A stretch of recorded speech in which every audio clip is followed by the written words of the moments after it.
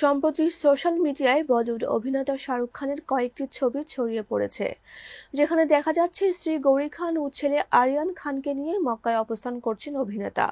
Saudi আরবের পবিত্র মক্কায় তাদের অবস্থানকে কেন্দ্র করে মূলত ছড়িয়ে পড়েছে ছবিটি। একই সঙ্গে গুঞ্জন ছড়িয়েছে বিয়ের ৩৩ বছর পর ইসলাম ধর্ম গ্রহণ করলেন শাহরুখ পত্নী।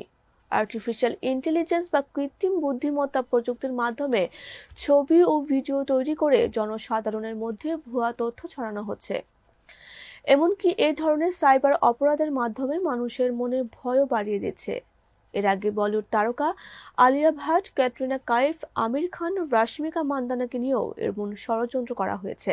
এদিকে গৌরীকে ক্যারিয়ারের শুরুতেই বিয়ে করেছেন অভিনেতা শাহরুখ খান।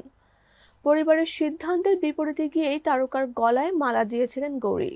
ইন্ডাস্ট্রিতে যেখানে সম্পর্কের ভাঙা গড়া চলতে থাকে, সেখানে এখনো অটুট তাদের সংসার।